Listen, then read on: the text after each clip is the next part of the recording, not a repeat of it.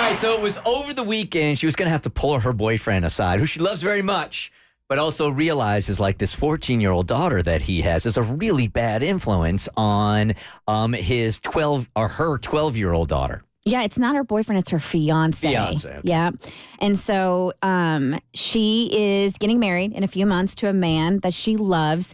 Her future husband has a 14-year-old daughter, and she has a 12-year-old daughter. And according to her 12-year-old daughter is very sweet and innocent and very easily influenced. And the 14-year-old daughter apparently seems to be self-absorbed, and her grades are dropping, and she's going through a little teenage rough patch. Mm-hmm. And she's very concerned that she's going to rub off onto her daughter, and she needs to intervene. She has no control over the 14-year-old when she's over at her mother's house, and she feels like that's where a majority of the, I don't want to call it bad parenting, but different parenting is happening. Mm-hmm. It's a different parenting style over there. She has free range to her phone and all these apps, and it's just like the kind of house where the daughter is allowed to call the mom by the first name. Yeah. So she loves her fiance and she wants to have this relationship, but not to the detriment of her daughter. So we needed to check in and see if she had a conversation with him, and if she did, how it went. Mo's got the email. I tried to talk to my fiance about the situation. I tried to spin it as wanting to figure out family dynamics and the relationships between all of us. He could see through that. I guess I wasn't careful about my words.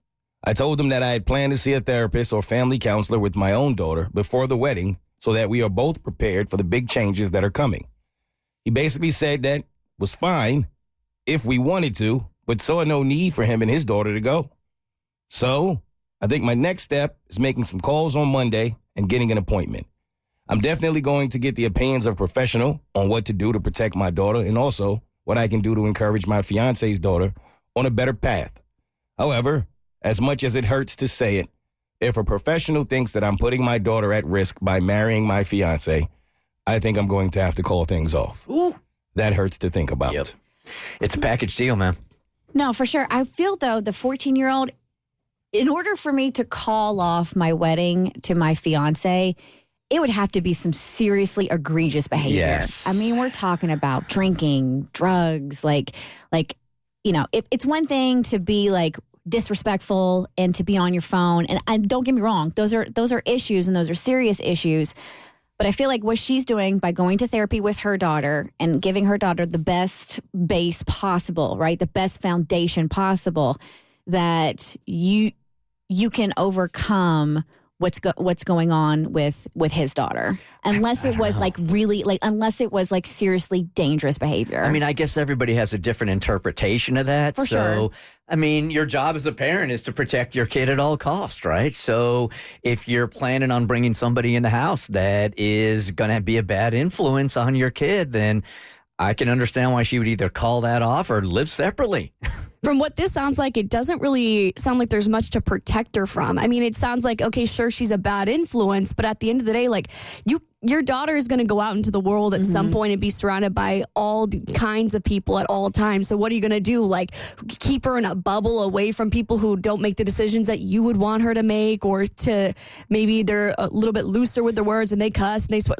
At the end of the day, you can only control how you raise your daughter. So I think you're doing the right thing by putting her in therapy so she can learn not to be easily influenced, so she has the tools to protect herself. It's different when it's in your own home. Yeah, sure. And then the 12-year-old will use the, well, blah, blah, blah gets to do that, so why can't I? Constantly. Yeah, it's like, because your home is your safe space, right? And so if you're having that kind of animosity in the home, then that's a different ballgame. Because I do agree with you. I'm like, you're going to run into people, you're going to run into bad influences, you're going to have them in your class, you're going to have them in your extracurricular activities. Like, you can't shield your kids from everything.